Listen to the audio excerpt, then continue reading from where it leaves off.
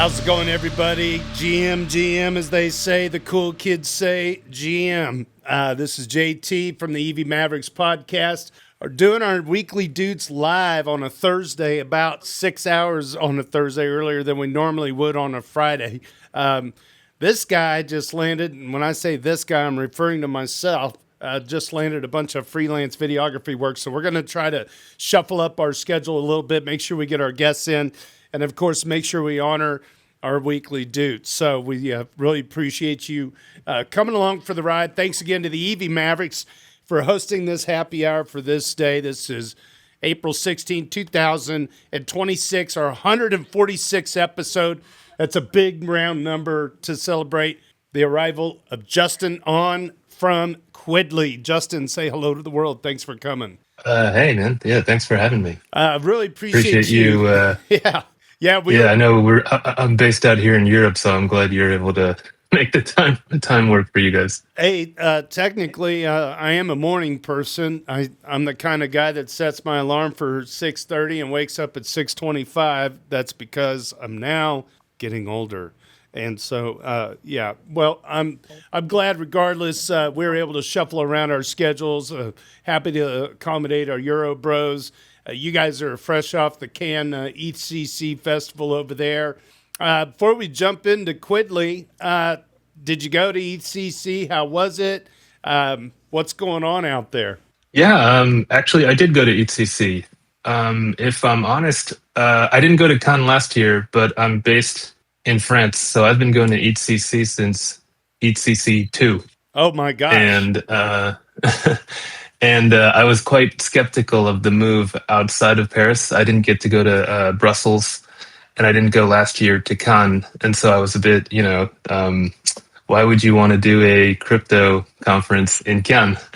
But it's one of the best, I think, conferences in Europe for Web3 crypto.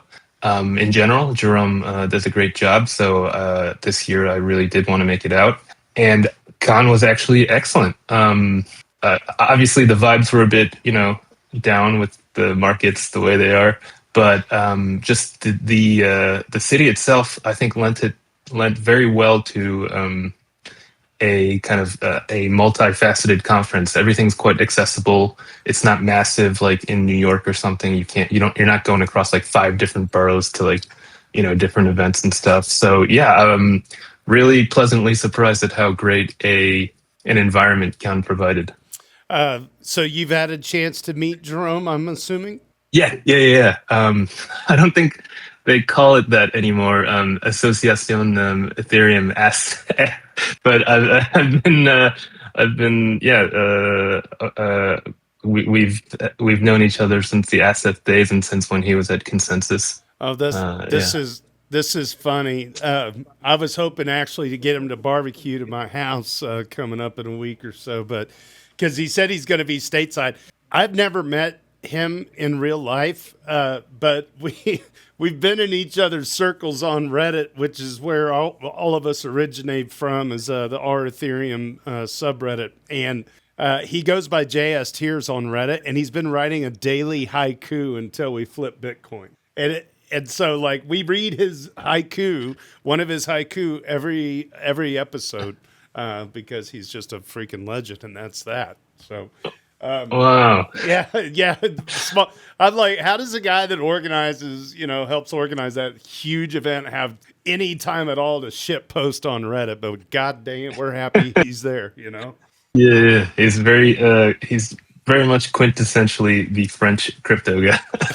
I can't wait to meet him in person. I'd come over there and smoke some meats for him in France if that lines up. Maybe we flip the script and I bring Kansas City barbecue to him. So. Oh wow! I don't know if it's still ongoing, but for a few years there was a big American barbecue craze happening in Paris. That's awesome. Did you go? Yeah, I've been to it. I mean, there've been a few attempts to do a restaurant version of that across the city. A few attempts, and none of them succeeded. Why? I mean, for a novice like me, I thought it was passable, but Oh, I think for actual, like people from the like Texas, from Kansas City, from those areas, so it well, might be a bit like, what is this? I that's crazy that yeah, that's a fair point. Like when it says American style barbecue in a foreign country, I don't know if I'd really want to just go eat it to be let down, but I'm not saying it's not good. It could be great from the local fare, but in your words, you said that none of them survive. None of the American barbecue places survive, do they? Uh, no, I don't. I don't go that frequently, so I don't know if they're still around or not. You But don't there was search it like, out. Okay. yeah, exactly. There was a period where I could find one in like most neighborhoods. Well, last thing I'll say about it is if we ever get a chance and our paths cross sometime, like a lot of times I drive smokers out to East Denver. I don't know if you ever come stateside to East Denver or anything like that, but I do throw barbecues together every now and then. And I got a couple of tricks up my sleeve. I do a smoked Reuben sandwich. If you've ever had a Reuben sandwich, I do a smoked version of that, Oh wow. and then it's hard to resist making some A1 or A2 Wagyu brisket. So yeah, it's just a treat. But anyway, enough about that. So I just wanted one more time on ECC. You're saying the vibes are a little different because of the bear market. What were some positive takeaways?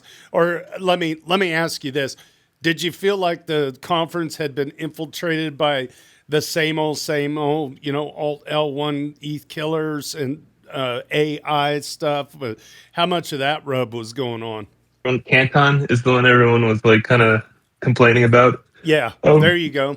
The Canton is that. um, I mean, I think they had an outsized presence because of they're like one of the bigger sponsors this year. Okay. I do recall Jerome mentioning, yes, sponsorships were a bit harder to get around this year. I think that's probably across the board for most conferences. Yeah. So, I mean, his kids got to eat. Everyone everyone's got to eat, right? Like, so Hmm. I'm not terribly. And I think if you've like you mentioned Eat Denver, if you've ever gone to Eat Denver, that's always Yeah. massively sponsored by Yeah. I think Solana sponsored it a few Solana, years. Polkadot is always like this massively outsized emblazoned spot. representation. Yeah, Yeah, yeah. and So yeah, their money's green too. You got to have a conference. exactly. Yeah, yeah. So no, I didn't. Because there's two major conferences in France. There's ECC, which is very much community oriented and run from the beginning. I remember ECC two when I was first, openly curious. It was at a university in Paris, just a city school, and went into a talk. I can't even remember what the talk was, but like sitting just behind me was like Vitalik at the time. Like that's how like small and accessible everything was. Just some guy, huh? So Just some guy. yeah, exactly. That's kind of what it was. It was just like some random, random sickly looking nerd. But but there's also that. I mean, that's kind of just tells you how accessible everything was. There's also the massive. It's going on right now, which is why I'm mentioning it. It's very much more evil empire kind of oriented. Paris Blockchain Week, which Mm. is absolutely. Ripple is a sponsor. I mean, Cardano is a sponsor. Like so. I think between the two conferences, uh, no matter the market conditions, I'll always stand ECC. That's to your point. And every time I run into, especially somebody around my age, that's like, oh, I started buying crypto, and I'm like, so how's your Solana and your Ripple doing? And they're like, pretty good. I'm like, why do you like them? Well, they're going to be the future of international banking and like all this. And I'm like, and I'll even say like, well, let me guess, this is going to be the future of international banking. How'd you know? It's like, well, yeah, My first sex buys off Kraken back in like 2016 or 17. I can't remember. My first actual sex buy was that sounds weird. My first buy off a centralized exchange was XRP and XLM. yeah. So Lumens, There you huh? go. Stellar lumens. Yeah, There, exactly. man, it is crazy though. Like, well, speaking of Vitalik, I just a side note. I invite him to my barbecue at my house every year. I only invite him once. He knows who I am. He's not coming. I don't think he likes meat. that, but I always invite him. I ask one time a year, and I invite his dad too because I think his dad would be pretty nice hang too. But yeah, it's funny when you go back into the annals of crypto history, the number of tombstones that are out there of projects that have gone by the wayside that had all the hope and promise in the world. And I'm saying, Ethereum, we're not we're comfortable, but we have our own issues too. There's leadership drama and like all kinds of like potential government corporate capture now when you got the big dogs kind of swimming in the fish tank for the first time. Yeah. Careful about shitting on other projects too much because the world come back bite you in the ass and make you look like a fool in a 24-hour period. So 100%.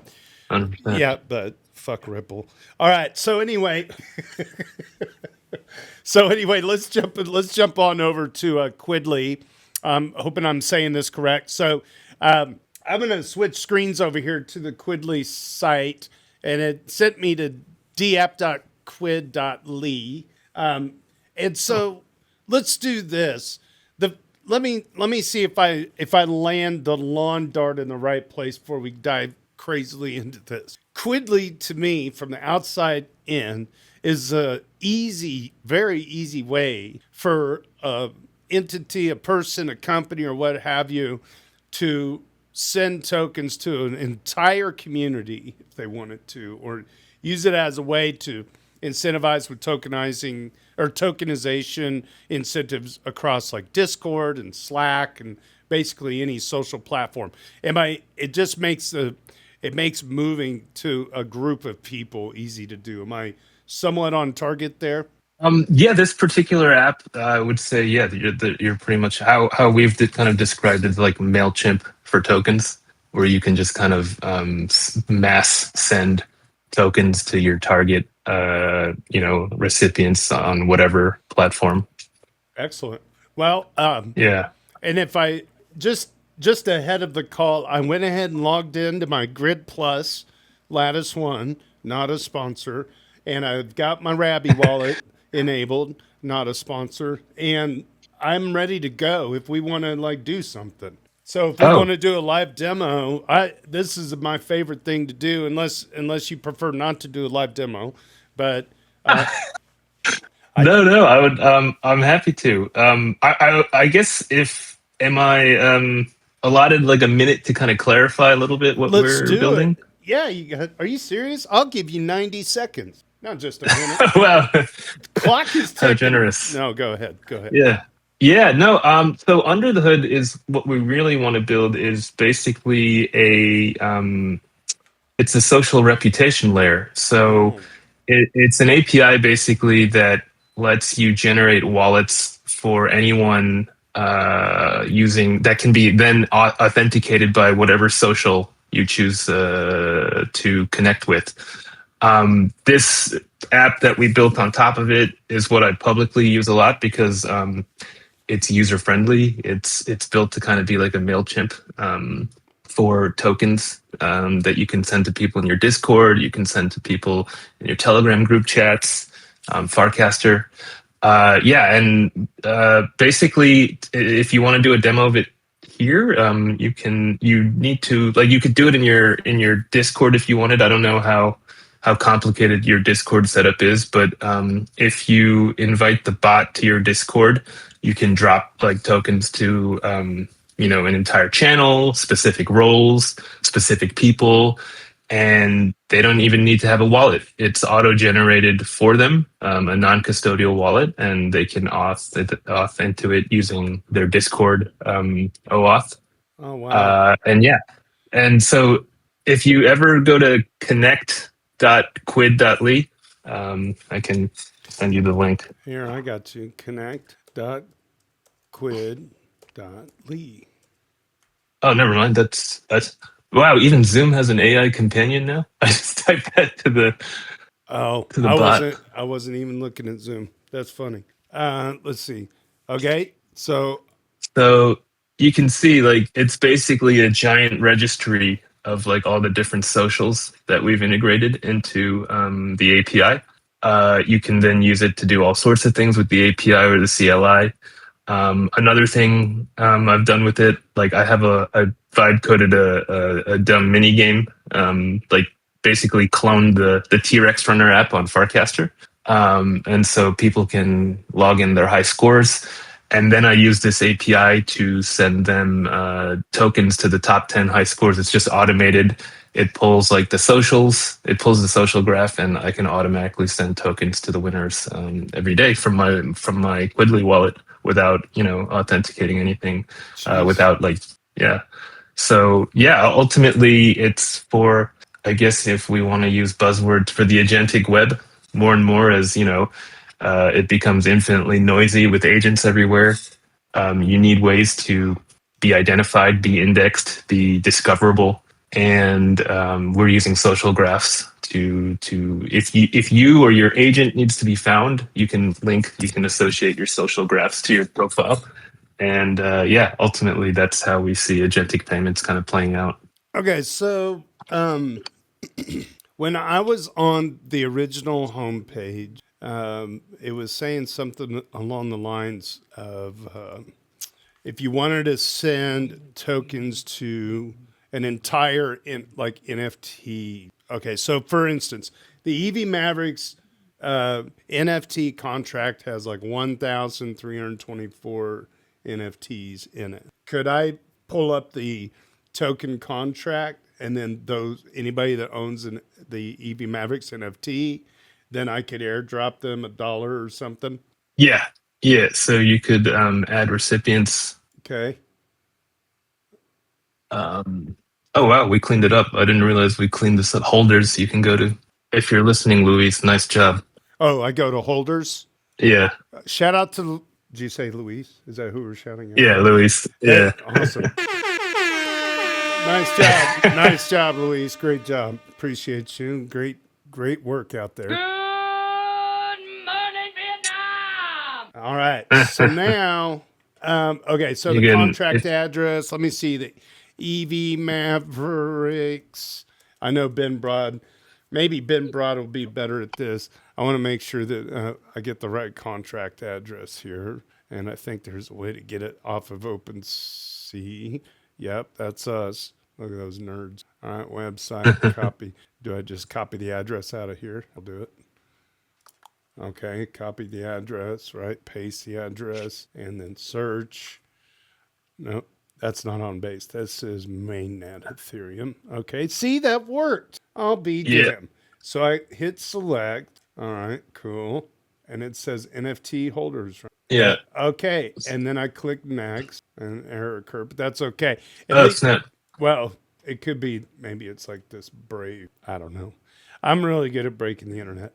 All right, let's just switch over to mainnet. Mainnet. Yep. Okay, there it is. Select, and then next. We're on it. See, it was the brave. It was the brave shield. I fixed it, Mom. All right, cool. Oh wow. All Way to right, go. cool. Let's see. I know. What did I? Ben Broad. What was that Farcaster shit coin that I made on one of those shows? It was like the Doots coin, but that's probably on base. Yeah. So anyway, it's there. It is. Like there's a way to do this. Regardless, I could put in if I had a bunch of balance of whatever in here, I could send it over to every Just send a single. bunch of shitcoin. Yeah. You know how cool. I don't want to send any of this other stuff because it might be like scam tokens, and I'm not all. I'm really not. Oh, but what if I probably can't do cross chain, can I? No, at least not yet. Anyway. What do you Okay. mean cross chain? Well, like if I was to the token, it has to be on the same network as what the NFT is on. Maybe I'm No, hallucinating. it Okay. doesn't have to be. Oh, really? So Yeah. what if I Yeah. switch? So what would I do? Switch to base up here? No, yeah, I guess if you're using your wallet, switch to base. Okay. But in the interface, you should be able to find all your base tokens. If you have a particular token in mind, you can type it in. Yeah. So we made this shitcoin on Farcaster. I can't remember the protocol that we used, but it was like, oh look, here's bankless token. Let's do this. Per When I demo, I always use dick butt. big butt, Dick butt. dick butt. Yeah. Well, today we're gonna send all of these nerds that hold this NFT 3Bank. Shout out to Bankless, not a sponsor. Shout out to EV Mavericks from JT live on the Doots pod with Justin Ahn from Quidli. Bingo. All right. I'll be dropping 3Bank on the Ethereum mainnet to each of the 1,039 recipients for a total of 3117 Bank. All right. Nice. Okay. And it's showing it's going to be a fee of 15. You know what? Let's bump this up. Let's bump it up. Damn. You got to bump it up. I'm going to burn all my bank tokens on these guys. How about that? Let's see. 3.7, 3.8. Oh, did I go over? 3.7. No, the point didn't register. Yeah. There we go. Close enough. How about that? All right, send it. All right. Nice. I don't even know if that's even enough for a coffee, but okay. So I'm signing.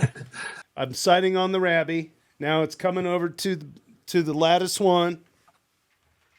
All right. Here's the Wow. Lattice one. Not a sponsor, but everybody should own this wallet. Freaking love this company. I love that you're doing this live. This is awesome. It's fun, isn't it? No, I'm like, oh, error occurred. Okay, that's okay. But the transaction seemed to have gone through because let me look at the Rabby here. There it went. Yeah. So it went through. So that was just some whatever internal thing. Did it go through? I can't see Here. all the recipients are there. Let's see. Block confirmation. It says bankless token from JT. I don't This know. might just be the approval. Oh, that was just the approval. Was I gonna? Did I have? Maybe I had to sign something else, huh? Okay, let's go back. I'm not giving up on this, homie. Okay, let's go back. Because of this, we actually also built in a smart wallet so people can just do it seamlessly, and we sponsor the gas on base. But it turns out even though we sponsor the token, like the fees, like people just still prefer doing it from their own wallets, and this is kind of always the sometimes the jankiness of doing things on chain. Okay, so I took the 0.75 out. Signing again. So this says, and this is why I love the Lattice one, not a sponsor. This says the Ethereum transaction. I'm signing it. It shows the contract address. It shows the approval. Okay, signed. All right, signing, transaction created. It's thinking. So there we go. We could do the. I'm gonna probably get a copyright strike for playing that, but I'd probably have to stop that. I do have like this thing. It's still thinking though. That's good. That's good. It says completed. Click to view. Let's see what we got. I don't know. Yeah, it gave me another one of these guys here. So You should have. I mean, it should give you like great. Wait, did you do a claim or did you do a send? hey, now we're talking about facts. Let's find that out. It says send. Oh, but it's 1,000 people. This is actually a limitation imposed by our wallet. Gotcha. No, but you should be able to say. I'll come back to you on that. It might be because it's like over 1,000 people, and we our the API we use on this for this smart contract, like Gotcha. it doesn't like us spamming, so we limit it to 400. But I'll take a look. Do you mind sending me that contract so that I can then the hash so I can then look into that? Here, like this. Thanks. This thing here. Okay. Yeah. Look at that. We're getting tech support and everything on live stream. I'll DM you this on the Discord. Thanks. I'm going to add you as a friend. I'm waving hello. Sweet. Okay. So, yeah. So there's a limitation imposed by the API or whatever just to prevent spam, which is also like kind of a good, I mean, that makes sense. Yeah. I mean, it totally makes Yeah. sense. But the 50,000 foot view is like, there's a way to get this done to, once all the details are ironed out, do you guys have to do some hands-on caressing of different things in order to get teams to be able to do stuff like that?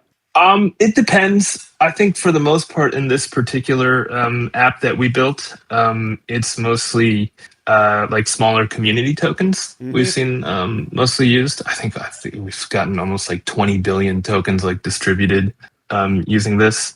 And But just to interrupt for a second, it could be also that sending to a contract address directly that also has more than 1,000 people is a whole lot different setup than just doing it inside of a Discord with 1,000. Like, it's probably a thing. I don't, maybe I'm talking out my ass, but like the way that Quidli sets up within a Discord or a large Slack or whatever, it's a little less, the technical word is fucky when it comes to doing large transfers to large groups of people.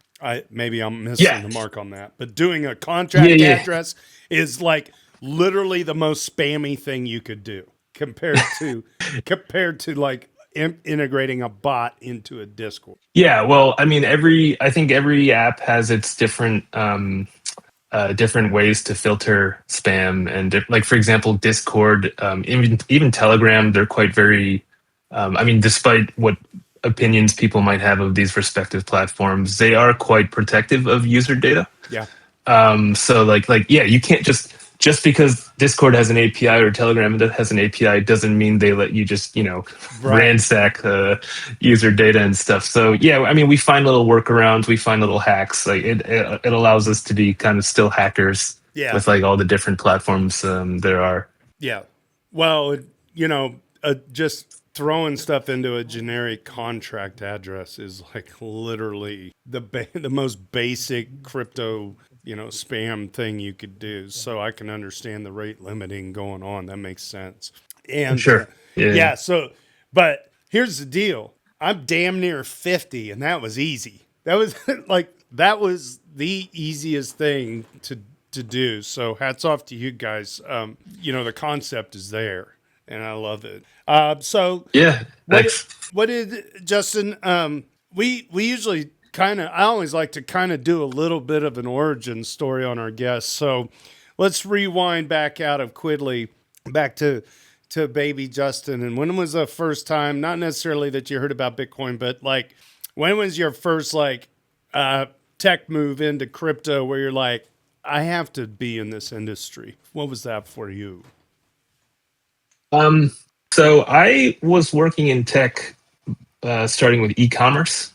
Prior to that, was doing consulting, and then came into. I mean, I'm not 50, but I am 40. I'm 41 this year, Damn. and so Asian don't crack. Look at him. yeah. Well, I mean, like one day it's just gonna be like boom, it's gone. But I did the typical thing. Started in like consulting, moved into tech at kind of like the big startup boom at the beginning of Web 2, kind of transitioning. Oh yeah, you remember pets.com? yeah, exactly. So yeah, my first venture was building e-commerce in Asia. For a group, I don't know if you're familiar. European people would be more familiar with Rocket Internet. Okay. We were basically cloning popular U.S. Silicon Valley style ventures out in Europe and then Asia. I joined them when they started expanding into Asia and was rolling out. We rolled out 3 ventures with them. It was basically Zappos, if you remember Zappos. For like fashion stuff. It was an office one, kind of like, just OfficeDepot.com. And then Zalando, which was the most, sorry, not Zalando, Lazada, which is pretty much an Amazon clone. That was the most successful one. It was sold to Alibaba, but I spent most of my time doing the fashion one. And yeah, it was great, but we were doing it out in Asia, and very clearly I understood the limitations of payment rails at the time.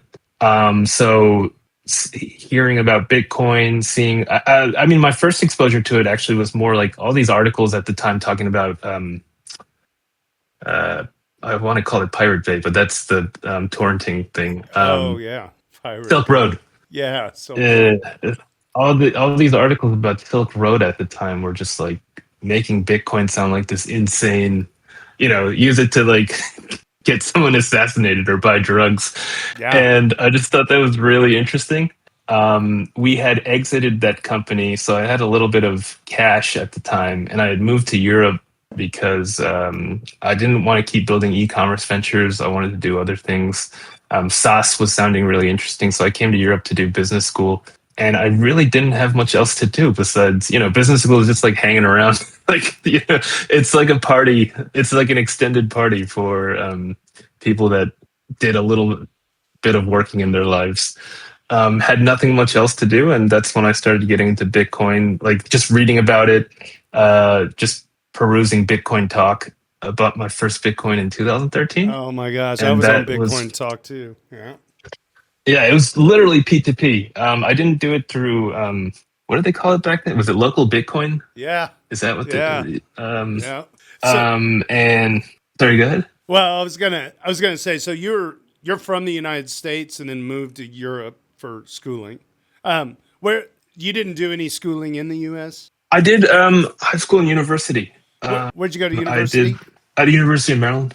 Oh, okay, cool.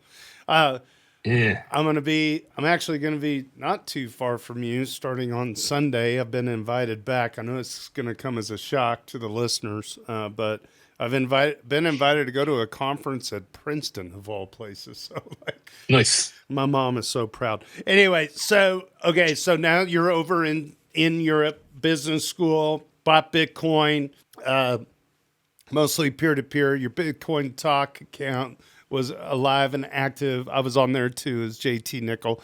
That got hacked. Actually, got used as part of a scam ICO where my name was involved, but I was not involved. I have a whole backstory of that shit. I was like hacked and like lost money and made it on MTV, Mom, the true crime series. So and then so startups and then moved on. And then when did the smart contracts enter into your fold? Yeah. I mean, Bitcoin was just speculative, to be honest. It was just like, oh, here's this asset. It's like going crazy. Even when I bought it, when I first bought it, it was $800. Yeah. So it was just like, what the hell am I buying? Like, why am I spending $800 on this like random thing? But I think I got more into it as ICOs started getting the craze on the ICOs started shortly after. I mean, I held up to it just because I didn't know what else to do with it. But then, when that boom started happening, particularly because of ERC20, so this is probably the second wave with ERC20, kind of just making everything easy. Smart contracts really kind of opened up for me, like, oh shit, you can actually build stuff with this now. It's not just P2P payments, which was pretty much all you could really do with Bitcoin at the time. Like, you could build applications that run on top of this blockchain, and as long as there's like an internet connection, like everyone can participate. And with my limited experiences and stuff, so I'd gone to do like a SaaS startup which failed, and I joined like an ed tech company from an investor that was in my company, and that also got acquired.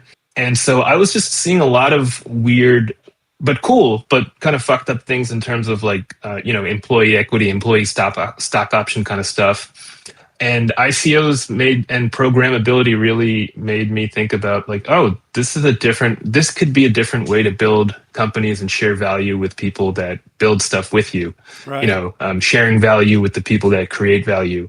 And so, yeah, the smart contracts really made sense to me. And which is interesting because I think what a lot of people are attributing to agents now is kind of how we were talking about smart contracts back then. It's like, oh, like everything's automated. You just have it out there. It's like, it's, what do you call it? It's, what did we call it back then? Immutable. Like you can't change it. Autonomous. Yeah, exactly. Like you can't change it. And then now you're like, oh, well, it needs to be flexible. It needs to be malleable. So an agent can do that. But I mean, prior to all, I mean, there were guys back then that were already kind of foreseeing the AGI era and were already talking about machines using crypto and blockchain to do stuff. But I think it's funny how long it takes for a lot of these things to marinate and come into fruition. But yeah, in any case, that's when I started really getting into crypto, is like not just as like the speculative thing, but like, oh, you could build stuff, you could build applications on here. When did Quidli go live? So with my co-founder Guillaume, he's a proper French guy. We tried many different things. We started with security tokens because we were really interested in equity kind of stuff. Wanted to build. I don't know if anyone here is familiar with ERC 1400. We were contributing to that standard. It's partially fungible tokens, which could then be used to emulate like shares on chain, because like shares are not completely fungible, but they're also not solely unique either, right? There's multiple classes, but they all belong to one kind of entity. And so we were really focused on that at the time, work for equity kind of stuff, where you could just pay in shares instead of, ERC20, like random, like Aave token, for example. At the time, I remember ETHLend was getting big. As a bit of a pivot there, do you see a future in the world where shares are fungible once they become tokenized? I'm talking about classic stocks. I still have the conviction that will happen. I just don't think it's us that's going to build it anymore. It's really legal engineering. It's not tech. There's no technical friction to do it. It's just. Yeah, I think the driving message is, and then I want you to keep going, but the takeaway message that I've seen over the last 2 years is like, there was so much like cheering of like, oh, look, BlackRock's coming online and all these big conglomerate hedge funds and all of us like cypherpunk guys are like, see, they have to come with us because blah, blah, blah. Now it's like, oh, wait a second. Actually, they're only going to be the ones that get to do some of these things, not Justin and JT, these doofuses on a podcast. We've lost all hope. It is drained out of our veins. The reality is setting in. The biggest whales on the planet are going to dictate some of these rules about fungibility and autonomy, So go ahead. Yeah. No, absolutely. I mean, no, I don't want to say that because I do want someone to keep hacking at it. But in all likelihood, what you said is clearly the more there's just so many institutional barriers to it that you cannot not be an insider to make it work. Having said that, I do think that's where the more hacker mindset of open economies makes sense with ERC20s. It was just the way we were approaching it back then was, we're not quite. I mean, even today, I don't want to cosplay as some. I don't want to LARP as some. I'm not a full-on cypherpunk where I'm like, fuck society. I don't want to live in like a structured order.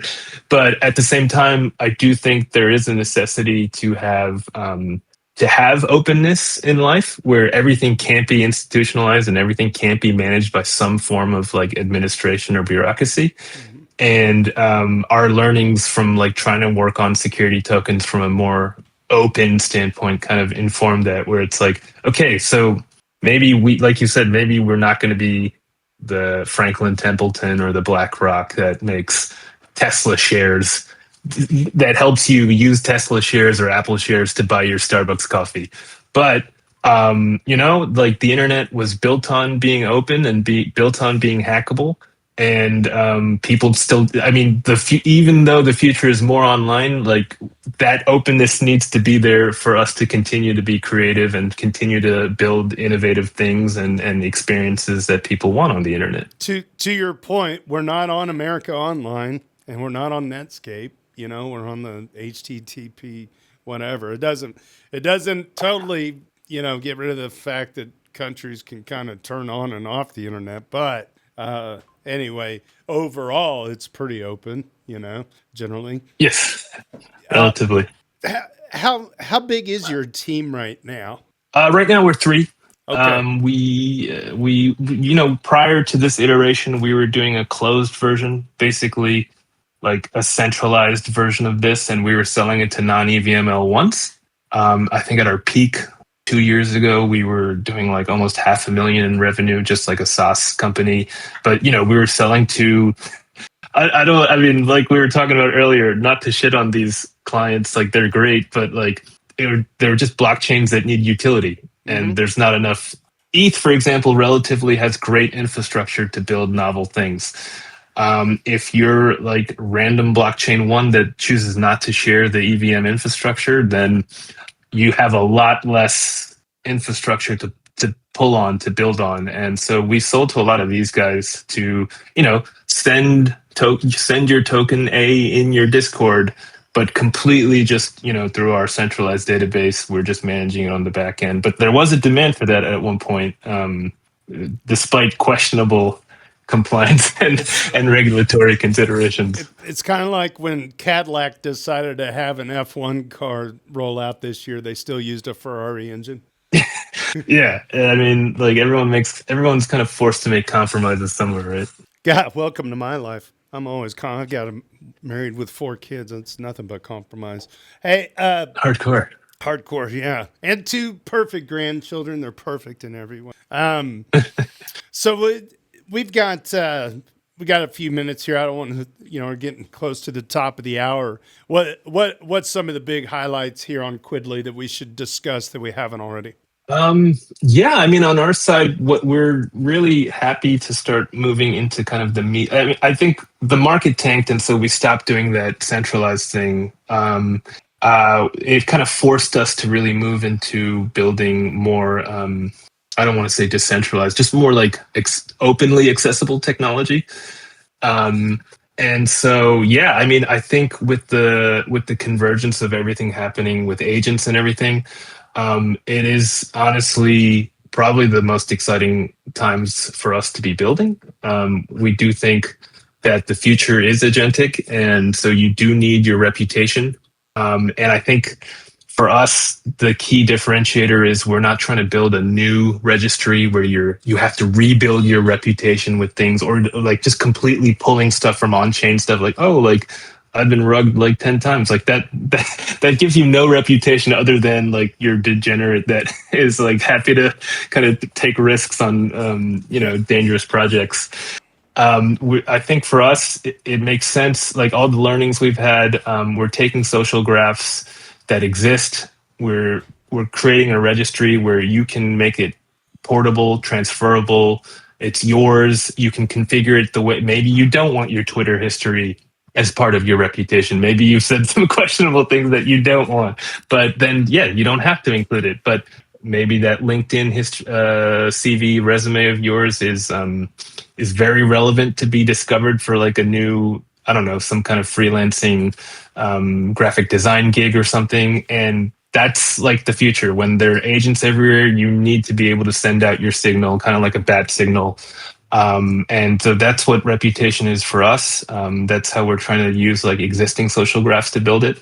And yeah, we think that it's a great convergence of all these things right now to be building this part of like the new social web, I guess. What things are on the horizon for Quidli that maybe the world doesn't need to know about, but you could tell us? Yeah, I mean, I think Farcaster and Lens have been great for us because they're like actual open social graphs.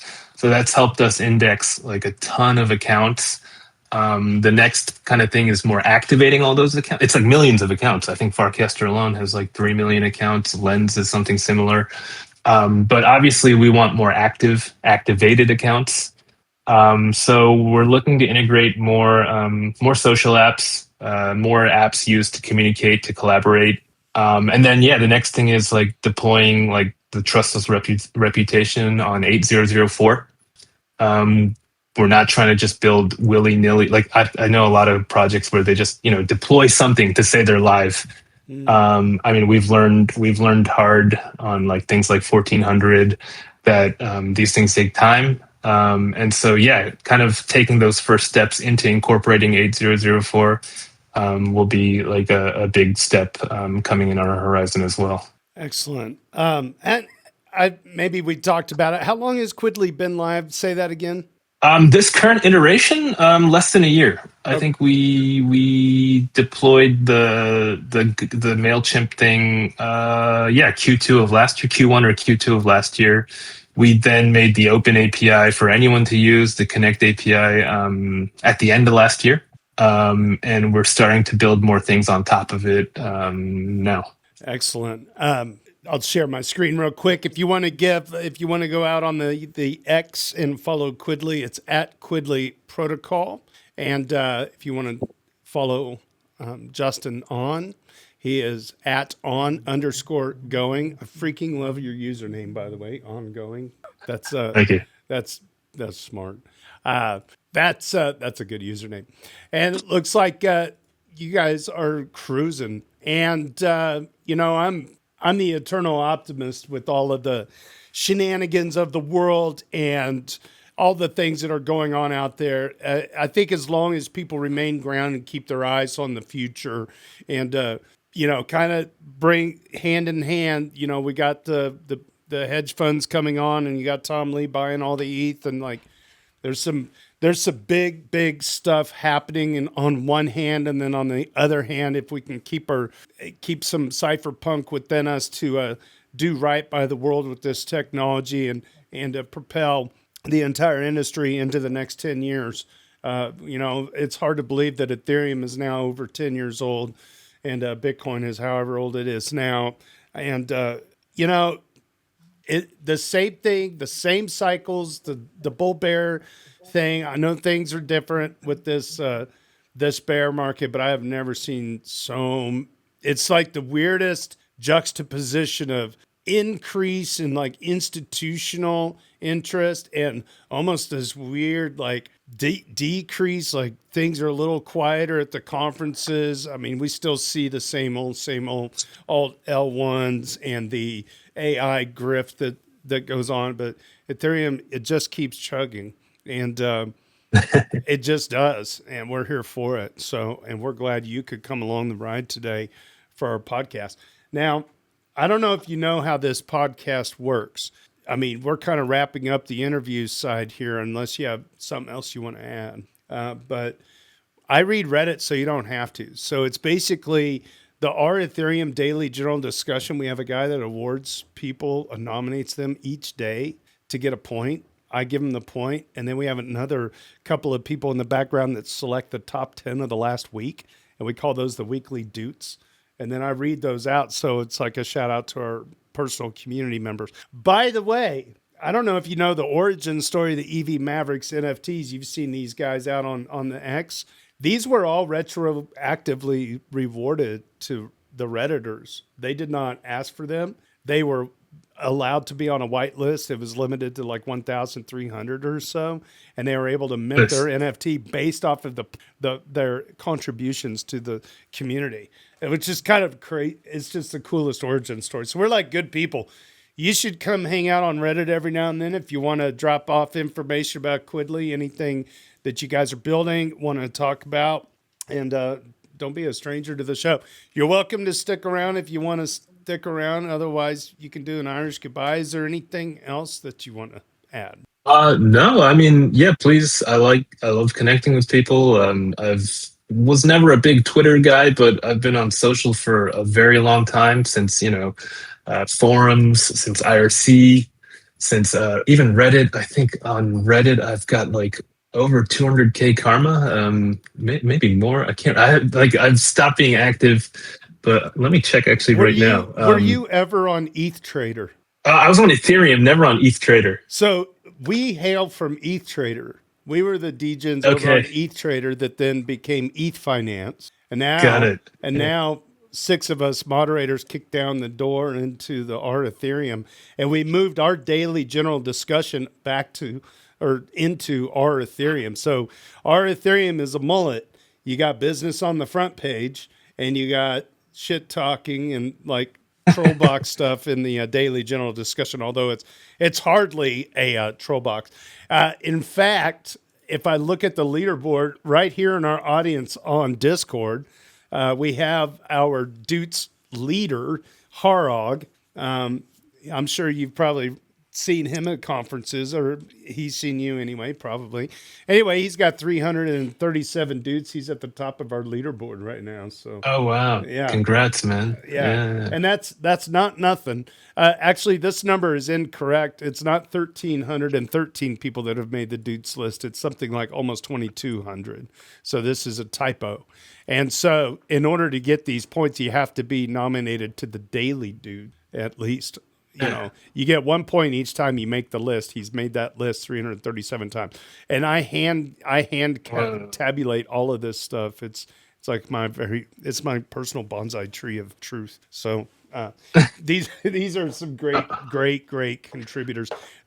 Honestly, if you come into the daily general discussion on R Ethereum and fire up that Reddit account, you will be well served by participating there. It's pretty quiet. Got it. It's pretty quiet most days. Normally these days we get less than 100 comments, but there's always some some generally high quality information that flows through there that you just don't. And there's zero, it's well moderated. There's zero fussy fighting crap. We're pretty heavy on taking out the trash. So that's my job. I'm Might not. have to fire up the account again. You Yeah, know- 130 karma. That's how much karma I have. 130k karma. That's great, man. Yeah, you'd be in like Flint. What is your username? I'm trying to see. Is this what? Do I want to share this here? Okay, publicly? well, you don't have to. I was just going to make you an approved user. Yeah, it's the. I'll DM it to you. Okay. Oh, sounds good. also, by the way, I have I shared it in the chat in our chat. We're using Alchemy. There's a limit in the API for mainnet stuff, and Alchemy limits the gas estimation. That's why it failed. It's a heavy transaction, and Alchemy is kind of being a bitch about it. Base, if you if you gave a token on base, that wouldn't have happened. Okay, so a base token wouldn't have happened, but because it was Ethereum mainnet going to, even though it was a mainnet Ethereum, well, so the bankless token, let me see. Let's see. Yeah. Well, but you're saying even if the contract for the EV Mavericks is on Ethereum mainnet, that was the issue, or it was the bankless tokens running mainnet? It's the bankless token is the issue. Oh, let me switch. Surely I got a way to go over to base. Network switch to base. All right, hey, I'm not giving up on this, homie. All right, so if I am, okay, so how do I drill down which ones are on base and which ones are on mainnet? Yeah, we should add a filter there. Let me- If you had a token in mind, you should be able to just send it. Mm. I mean, you should be able to just find it via contract or typing it in. So this says I'm on base here, and then You don't. let's see, dabs. Nope. How do I find my normal? What? This is me being limited by my own intelligence. So on Rabby, I've got my jtnickel.eth address up, and I've selected base, but where do I find the tokens that do I need to click here? Settings. It says EVM wallets, jtnickel.eth.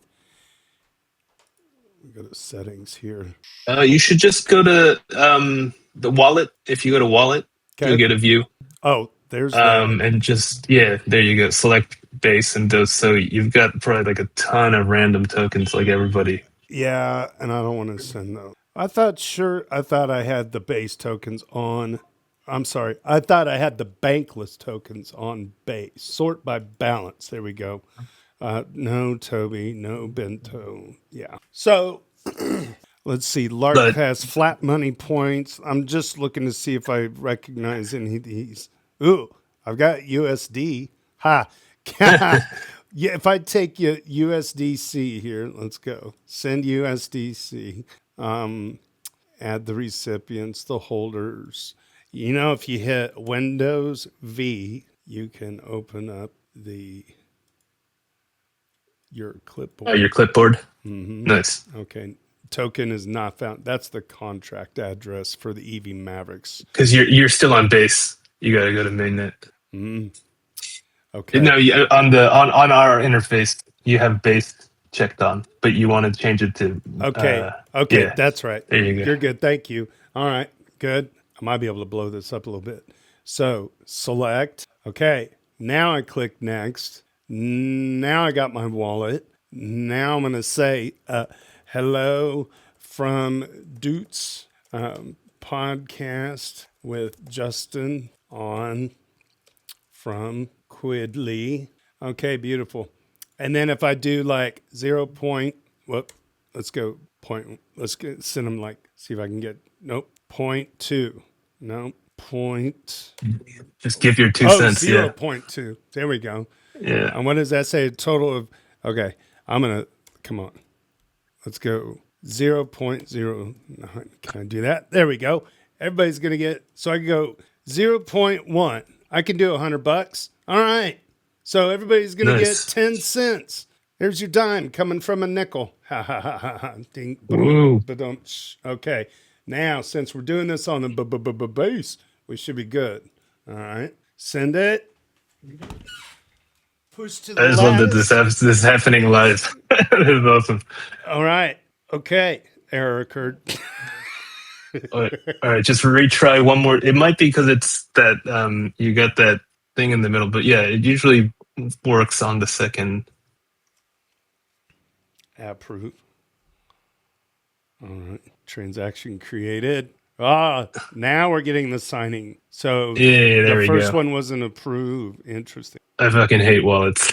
Failed to create value argument out of bound. Value. Oh, what the fuck? All right. This is good though. This is good though. We're breaking it. All right. That's good. All right. Well, we're not breaking anything. We're bugging it. All right. Yeah, we'll debug it. I love it. Yeah, we'll debug it. I'll get back to you. I'm gonna do it one more time just for funsies. All right. Just because I like clicking things. It's driving me crazy. Okay. Now the approval. Okay. Now the beginning. Signing. There it is. Failed to create value argument out of bounds. That's all right. Failed to create value argument out of bounds. All right, sweet. I'm gonna get back to you on this. This is driving me crazy. I do have to go pick up my kids. All right. Well, Justin, it's been a pleasure. Don't be a stranger. If you're ever in the Kansas City area, hit me up. I will throw down either at I do a fire pit like thing and it's all good. But honestly, I'd love to come over to visit you sometime too at ECC if I can make it over there someday. So Justin Ahn, ladies and gentlemen, thank you again. Appreciate your time today. Oh, thanks for having me, man. This is fun. I'm glad it was funny to just shoot the shit. Yeah, I'm good at that. And listen, let's reconnect and try to do that live signing thing again. We can turn it into a short or something and send it out on the tweets. Absolutely. Yeah. I'll follow up for sure. All right, Justin, everybody. Thank you again. Appreciate you. Cheers. Ciao. Awesome.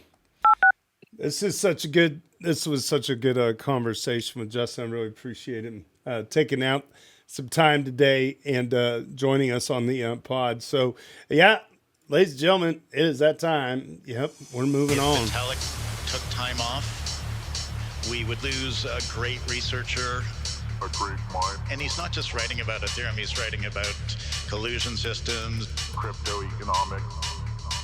That would be a tremendous loss to the world, but the Ethereum machine would just keep. All right. The Weekly Doots live stream is all about showcasing the best of the week from the daily general discussion on our Ethereum. This is a read-along reaction series, and if you want to follow along, head on over to dailydoots.com, designed and produced by Hanny Abu. Big thanks to Tricky Troll for capturing and curating each day's Doots, and the A-Word for curating this beloved weekly list. Subscribe to us on all of your favorite platforms by visiting dailydoots.com.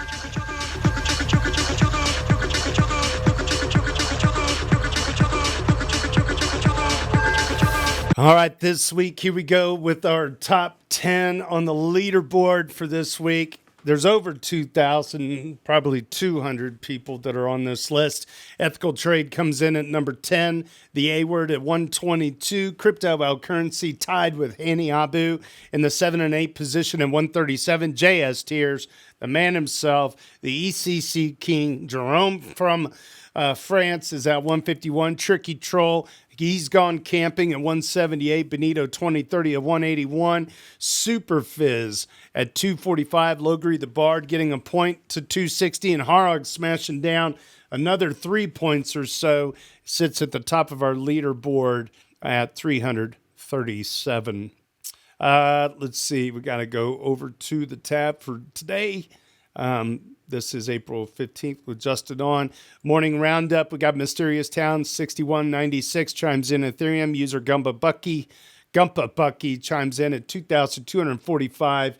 And M4G Lock at 0.3126 on the ratio. It's always good to see the ratio doing something a little more than it has been lately. It's good.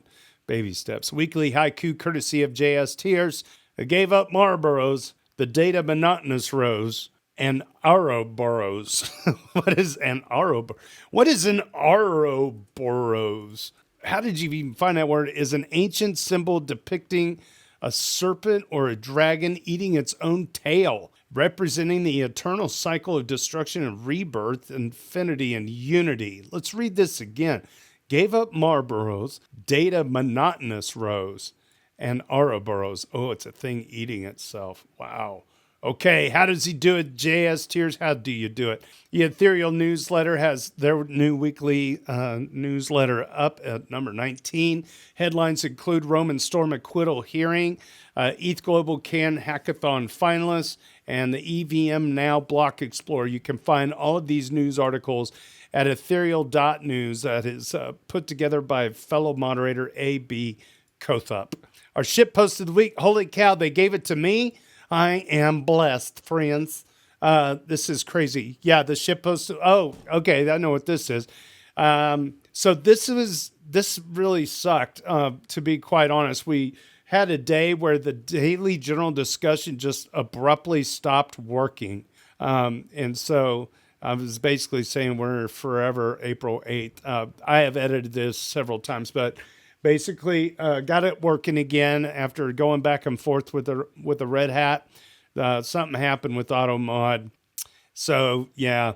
So we had this, the real shit post of this, honestly, was not this, but there was 3 days where Tricky Troll was going camping and needed somebody to do the substitutes.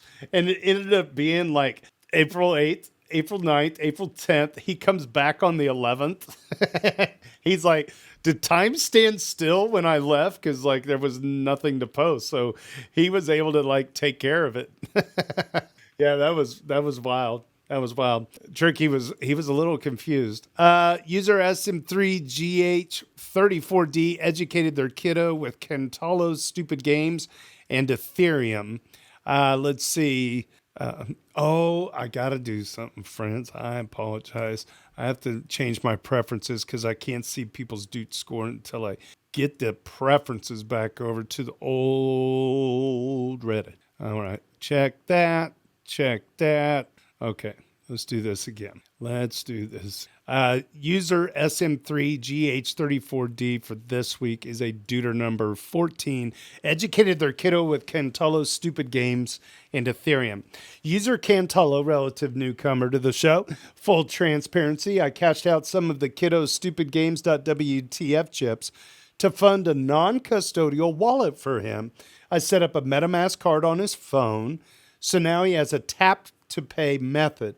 I think seeing his on-chain activity translate into semi-permissionless financial freedom, I still had a KYC for him, is a great learning opportunity. Giving him a non-custodial, air quote, modern prepaid debit card lets him interact on chain, and opens the door to slowly dab a toe into the deep end of the pool while still granting me the ability to introspect into his spending while he is still a minor. Thanks.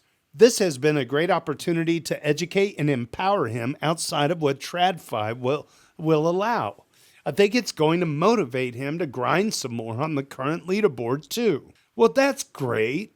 That's actually amazing. So yeah, hats off to you, man. That's really nice application there. You know, turning some of the game money into a way to do a non-custodial wallet. It reminds me of something I did when my son was 10 at the time. I made a video on YouTube that a Ledger wallet is easy enough, even a 10-year-old can do it. And and then I left on a side note, I left the address that was created from that wallet into the description on YouTube in case anybody wanted to put some money on there. Sure enough, some people did. And now he's like in college, and that was like college fund money. And I told him, I said, you're not going to be able to touch this money until you're 18. And what did he do? Opened up a mini pool. He's not even cashed it out. So that's, you can look on YouTube. You might type in my name, Jeremiah Nickel, and then 10-year-old Ledger wallet, easy enough for a 10-year-old to do it video. Anyway, that little stinker, he's now an engineering student and doing well, and he's not cashing out. He's staking it. They came full circle. It's crazy. So hats off to you, man. That's really nice. That's a pretty cool story. Alexis Keff explains the mind-blowing social engineering behind the Drift hack. Alexis Keff is a Duder 106. He's climbing up the ranks fast. Drift protocol incident background update. The amount of social engineering that went into this is mind-blowing. More than 6 months with multiple face-to-face meetings at major conferences. I'll copy-paste some juicy paste below, but please read the whole thing, especially if you're a dev working on a DeFi project. Quote, the preliminary investigation shows that Drift experienced a structured intelligence operation requiring organizational backing, significant resources, and months of deliberate preparation. In or about fall of 2025, Drift contributors were approached by a group of individuals at a major crypto conference who presented as a quantitative trading firm looking to integrate on the protocol. It is now understood that this appears to be a targeted approach, where individuals from this group continued to deliberately seek out and engage specific Drift contributors in person at multiple major industry conferences in multiple countries over the following 6 months. They were technically fluent. They had verifiable professional backgrounds and were familiar with how Drift operated. A Telegram group was established upon the first meeting, and what followed were months of substantive conversations around trading strategies and potential vault integrations. These interactions are typical of how trading firms interact and onboard with Drift. From December 2025 through January 2026, they onboarded an ecosystem vault on Drift, which required filling out a form with strategy details. They engaged multiple contributors through multiple working sessions, asked detailed and informed product questions, and deposited over $1 million of their own capital. They built a functioning operational presence inside the Drift ecosystem deliberately and patiently. Integration conversations continued through February and March 2026. Various Drift contributors met individuals from this group again, face-to-face, at multiple major industry conferences. By this point, the relationship was nearly half a year old. These were not strangers. They were people Drift contributors had worked with and met in person. Throughout all of this, links were shared for projects, tools, and apps they claimed to be building, which was standard practice for trading firms. You know, this reminds me of a skit. I can't remember where it was. Somebody could let me know on the chat or what have you. That it's like people that are trying to run a fraudulent business just end up running a business. And it's like all of the work that went into this relationship building to steal what they stole was like akin to actually running a damn business. So why not just run the business, right? And otherwise, this just looks like normal, like insider fraud. Not really like a total hack. I don't know. It's just, it's sad. It's sad. I didn't even see what the amount of money that was stolen. Was it hundreds of millions or dozens of millions? Dozens of millions. I don't know. What a bummer though. Yep, you hate to see people's vision and dreams get infiltrated and lose their shit. It sucks. These people suck. You suck if you're a scammer. If you work in a call center, stop calling me. I hate you. All right, good. Here we go. Harog issues a valid warning for all DeFi yield farmers in the space. Harog, no new daily. Oh, this is when the daily was borked. I will post it here. This is from April 8th. I can tell you the exact date. For anyone yield farming with stablecoins, steer clear of the high APR on Dolomite. Dolomite. Okay. There's a chance, man, I can't let it go. Was Dolomite the name of like a black exploit movie in the 70s? Dolomite? What was Dolomite movie? I know there's a movie. Hold on, I gotta see it. Dolomite movie. Yeah, here it is. 1975. This is how old I am. 1975. It was like, yeah, a black exploitation movie, whatever. It's hilarious, dude. Yeah, Rudy Ray Moore was the actor. Anyway, I'll shut up. Okay. Anyone yield farming with stablecoins, steer clear of the high APR on Dolomite. There's a chance you might never get your stablecoins back. Yesterday, the World Liberty Financial Team, oh, well, there you go, deposited $500 million worth of their WLFI tokens and borrowed all the available stablecoins on the platform.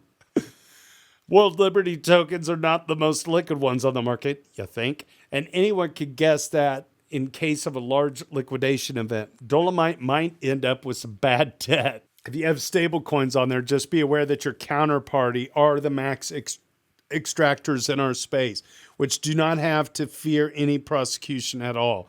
APRs on Dolomite are now around 7 to 14% on Tether, USD Tether, and USDC Circle, right? They were over, yesterday they were over 20%. Juicy, but not worth it. Okay. And then there's a bunch of relative tweets with all the sources. Thank you, Harog, for looking out for the little man.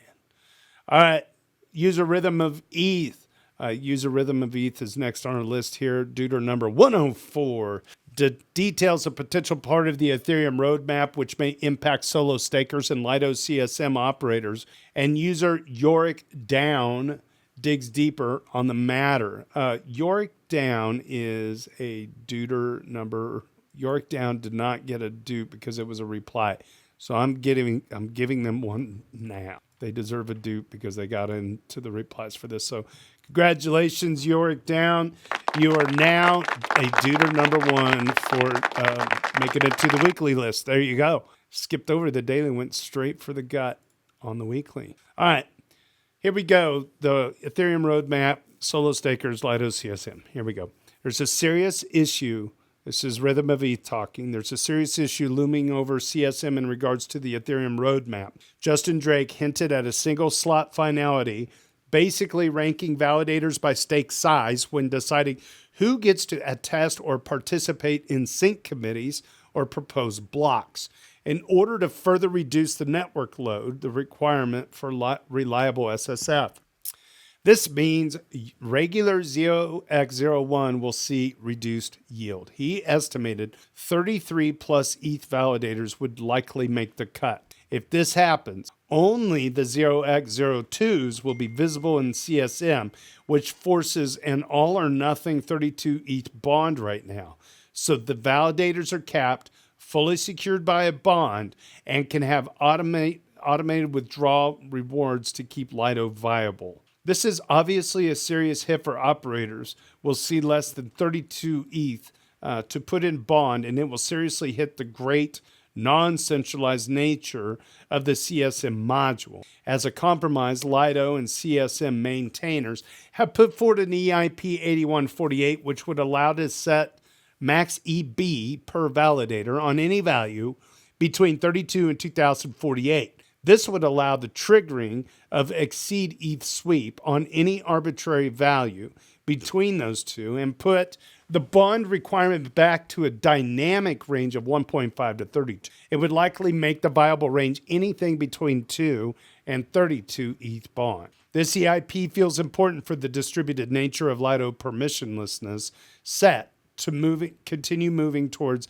distributed instead of the permission validator set, taking back the control it has been letting go of lately. Yorick Down replies, this will absolutely impact solo validators as well. He doesn't say, quote, who gets to attest, unquote, so much as order by EB, force exit the smallest validators until there are 128,000 and no more. There are around 8,000 operators estimated.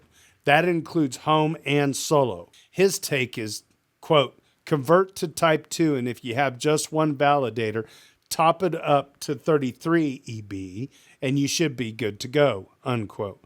So type 1 will see, quote, reduced yield in the sense of no yield, that is, force exited from the protocol. This is for J, maybe 2028. Hagota does not land in 2026, so shift everything on the straw map accordingly. And it's a vision, not a sure thing. Chat, I'm a little kind of confused on even how to make a personal statement on, but if you guys know exactly what's going on here, to me, it just makes it sound like it's going to be pretty disruptive and maybe not be, it'll be less permissionless moving forward. I don't know. I hope I'm not misstating anything there. Interesting.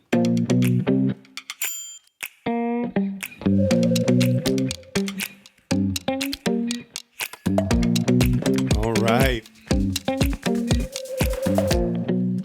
User Harog, top of the heap, covers Zach XBT's latest investigative work. Zach XBT, the security researcher, published a new Twitter thread about payments between North Korean IT workers and their handlers. Zach XBT got access to the server because one of the involved North Koreans used a compromised device. There are 390 accounts on the site. They will not only have payment information, but some internal communications as well. According to Zach XBT, this only covers a subset of North Korean IT workers. There is also better organized groups than the one exposed now. The workers can use Indian KYC services to create accounts on various sites. To receive payments, this group seems to use a service called Payoneer, which is an American company based in New York City. I clicked through some of the transactions. Interestingly, the vast majority is done on BSC, Binance Smart Chain. I have only seen dollar-denominated stablecoin transactions. Most transactions are in the few hundred to a few $1,000 range. There are only a handful of transactions done on Ethereum mainnet, and even fewer on Tron. I'm a bit surprised. I would have expected Tron to be used much more for these kinds of transactions. In the Twitter thread, there is a screenshot of USDT being blacklisted on some of their addresses. That might be why they use BSC more. One can have a look as the Zach XBT investigation.io website with the funny password being 123456 as a joke, as this exact password was used on the original website used by the North Koreans. What? Oh my gosh. Okay, so there it is. Horog out there doing the lift, and you can find those tweets at dailydoots.com, Zach XBT. There it is, data infiltration. Just kind of glancing here on the quick. Oh, there's Rudy Ray from Dolomite again and close that. Thank you so much for that, Horog. And let's see here, our final Doot of the week, user reasonable and 5611 is bullish. Bullish, I tell you, on the Ethereum economic zone. This is a Dooter number one, making the round out for the weekly list. Congratulations. Great job, dude. Wow. Nice find. Nice find. Shout out to 12 Meatballs. You can call your mom there, reasonable ad 5611, and tell your mom that 12 Meatballs is the legend for getting you on this list. The Ethereum Economic Zone, the EEZ, feels like it could be a huge catalyst to the Ethereum ecosystem. For those who haven't heard about this is what it does. The EEZ is a framework designed to unify Ethereum's fragmented Layer 2 landscape. It addresses the problem of L2s becoming isolated air quote islands with separate liquidity, bridges, and infrastructure, which complicates the experience for both developers and users. The EEZ establishes an L1, L2 framework that allows for synchronous composability, meaning smart contracts on an EEZ rollup can interact directly with contracts on the Ethereum mainnet or other EEZ rollups within a single atomic transaction. This approach aims to create a unified system with shared liquidity and a single security model, reinforcing Ethereum's base layer and making the ecosystem function as one Ethereum rather than a collection of separate chains. Ethereum acts as the conductor for all networks. If Ethereum reorgs, the L2 also reorgs. You can read more about this, the Ethereum Economic Zone, at eez.io. This is promising. I think this is a very big deal. Well, thanks again to Justin Ahn for joining us today from Quidli, quidli.xyz. You can go there and get started today. We did find a bug live on the air, which is great because now they could go back and fix that bug. And I promise you, EV Mavericks, I'll airdrop something to you once we get it figured out. It might be a dime, but it ain't nothing. All right, there you go. So thanks again for tuning in today. Thanks for subbing and smashing the bells out here. We had a pretty good crowd today here on Discord. Moving forward, it'll be hit or miss. I think we're going to start trying to change up, trying to do this on Fridays somewhat. There's times when in my personal life, I've gotten a lot of freelance videography work that kind of landed on my lap. I'm super grateful for the work. I don't have to work the third shift at McDonald's anymore, which is great. And really appreciate everybody's being flexible. What we might be doing is just some interview shows without the Doots read. And then we might be doing shows that are just the Doots read with no interviews. But I am going to work to try to keep it consistent, week to week. So really appreciate you if you guys get a chance to subscribe to us and at least let the episode play to your houseplants, if anything, and show us that the numbers are worth doing this. Appreciate everybody that tuned in today. Thanks for hanging out with us on Discord, on X, on Twitch, and on the YouTubes. On behalf of the EV Mavericks DAO, the Our Ethereum Daily General Discussion, my name is JT. Cheers to big hugs from Kansas City.